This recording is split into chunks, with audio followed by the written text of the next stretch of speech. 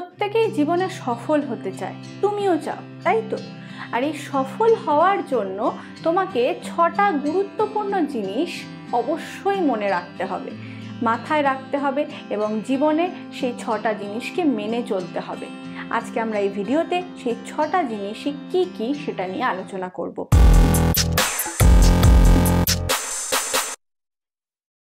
প্রথম হচ্ছে নিজের সাথে অন্য কারোর তুলনা করবে না। অন্য কে কোন বই দেখে পড়ছে, অন্য কেউ কোন টিচারের কাছে পড়ছে বা অন্য কেউ কোন পরীক্ষার জন্য প্রস্তুতি নিচ্ছে সেই সব দেখবে না। তোমার নিজের গোল ফিক্স করবে এবং নিজের কালকের সাথে নিজের আজকের তুলনা করবে। ধরো 1 সপ্তাহ আগে তুমি যেরকম অবস্থায় ছিল এখনো কি সেই অবস্থাতেই আছো, নাকি তুমি আরেকটু বেটার হয়েছো, প্রিপেয়ার করে নিজের গোলের দিকে আরেকটু এগিয়ে গেছো, সেইটা দেখো। নিজের অতীতের সাথে নিজের বর্তমানের তুলনা করো। ধরো তুমি 3 মাস আগে একটা পরীক্ষার সিলেবাস সম্পর্কেও জানতে না, কিন্তু 3 মাসের মধ্যে তুমি সেই পরীক্ষাটা সিলেবাস জেনে তার সিলেবাসও অলমোস্ট 40% কমপ্লিট করে ফেলেছো। তার মানে অবশ্যই তুমি 3 মাস আগের থেকে এখনের তুমি অনেকটা বেটার। আর এই অন্যের সাথে তুলনা করলে তোমার কিন্তু অযথা টেনশন হবে। অন্য হয়তো বললো আমার তো শেষ হয়ে গেছে অমুক চ্যাপ্টার, অথবা ও বলল আমি তো এখনো ধরিনি, তুই এত আগে আগে পড়ে কি করবি। দুটোতেই কিন্তু তোমার মাইন্ডে একটা অদ্ভুত রকমের নেগেটিভ এফেক্ট পড়বে। তার ফলে তুমি নিজের গোলে কিন্তু পৌঁছানোতে তোমার বাধা আসবে। তাই কখনোই অন্যের সাথে না, নিজের কালকের সাথে নিজের আজকের তুলনা। এবার আসি সেকেন্ড লেসনে। স্বপ্ন দেখো যেটা 1 বছর বাদে তুমি পূরণ করতে পারবে বা বহুদিন বাদে পূরণ করতে পারবে, কিন্তু প্ল্যান করবে মান্থলি। 1 মাসে তুমি কি কি কাজ করবে সেটার প্ল্যান করবে, আর কাজ করবে দিনে, অ্যাক্ট ইন আ ডে। ধরো ফর এক্সাম্পল তুমি জেইই অ্যাডভান্স দিয়ে আইআইটিতে ভর্তি হতে চাও। তুমি আইআইটির একটা স্বপ্ন দেখেছো, সেই স্বপ্নটা 1 বছর বাদে সফল হবে বা 2 বছর বাদে সফল হবে, কিন্তু সেই স্বপ্নটা সফল করার জন্য তোমাকে কিন্তু প্ল্যান করতে হবে মান্থলি। অর্থাৎ 1 মাসে, 2 মাসে, 3 মাসে সেই স্বপ্নটার কাছাকাছি পৌঁছানোর জন্য, সেই স্বপ্নটাকে অ্যাচিভ করার জন্য তোমাকে যে প্ল্যান করতে হবে সেটা হতে হবে মান্থলি। আর মান্থলি প্ল্যান করার পরে তোমাকে কাজ করতে হবে প্রতিদিন। একদিন তোমার মনে হলো না আমি আজকে পড়বো না, ধর ভাল লাগছে না, কেটে গেল।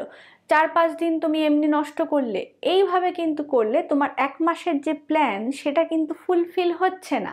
তার ফলে তুমি তোমার ড্রিম থেকেও, তোমার স্বপ্ন থেকেও কিন্তু 1 ধাপ করে করে পিছিয়ে যাচ্ছ। তাই জন্য স্বপ্ন বড় দেখো, কিন্তু বেশ দূরের দেখো, যেটা তুমি সাকসেস করার জন্য একটা প্ল্যান করতে পারবে। আর কাজ করো প্রতিদিন।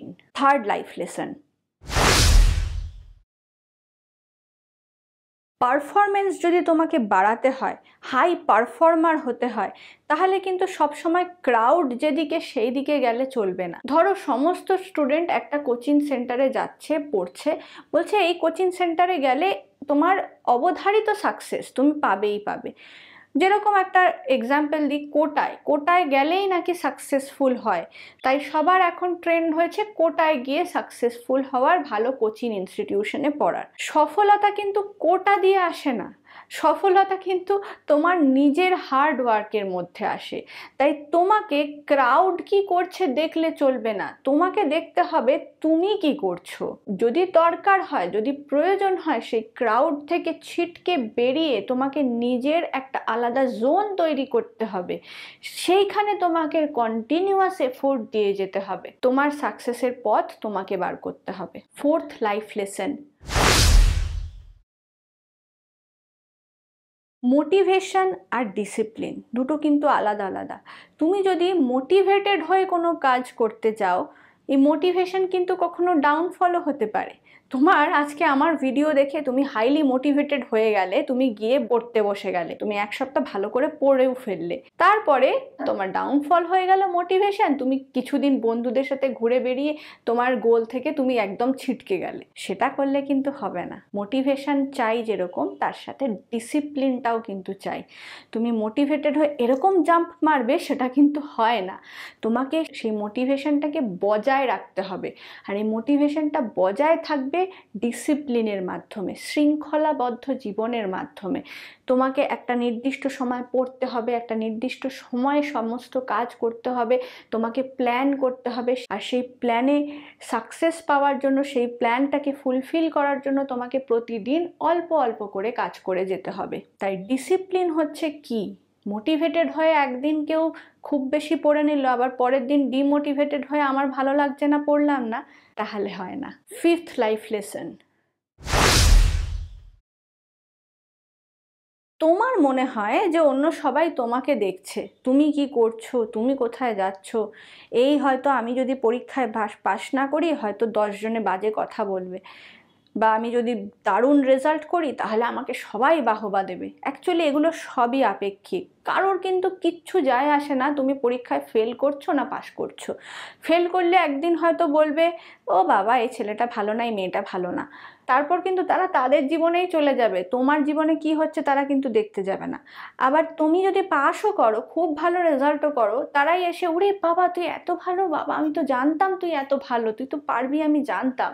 কিন্তু তারপরে বাড়ি গিয়ে কিন্তু সে তার নিজের গোলে চলে যাবে, তার নিজের লাইফের প্রবলেমে চলে যাবে, সে কিন্তু তোমাকে নিয়ে কেউ কোনো ভাববে না। তাই জন্য কে তোমাকে নিয়ে ভাবছে এটা বেশি না ভেবে তুমি নিজেকে নিয়ে ভাবো, নিজের দিকে তাকাও, নিজেকে আয়নায় দেখো, নিজের গোলের দিকে এগো, সৎ থাকো, ভালো থাকো, সৎভাবে পরিশ্রম করে নিজের লাইফের গোলে পৌঁছানোর চেষ্টা করো। অন্য কেউ কে কি তোমাকে নিয়ে ভাবছে একদম ভাবতে চেও না। অ্যাকচুয়ালি কিন্তু খুব গুটি কয়েক মানুষ ছাড়া কেউ তোমাকে নিয়ে ভাবে না।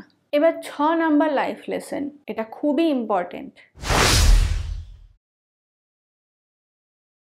প্রথমে শেখো, শিখে তুমি নিজে বড় হও, গ্রো করবে কি করে দেখো, আর লাস্টে কি করে কিছুকে চলে যেতে দিতে হয় সেটাও কিন্তু জানতে হবে।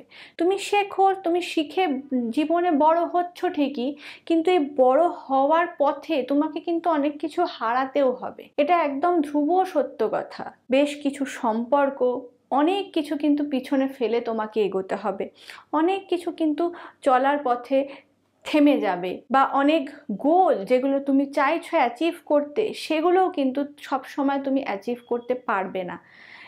কিন্তু সেই না পারাগুলোকে যদি তুমি আঁকড়ে ধরে থাকো তাহলে কিন্তু চলবে না। তাই ফ্রোজেনের একটা গান আছে না, লেট ইট গো, তো সেরকমভাবে লেট ইট গোটা তোমাকে শিখতে হবে, কি করে ছেড়ে দিতে হয়, কি করে মায়া কাটিয়ে দিতে হয়। শুধুমাত্র শিখে গ্রো করব সেটা নয়, তার সাথে এটাও একটা লাইফ লেসন, কি করে ছেড়ে দিতে হয়।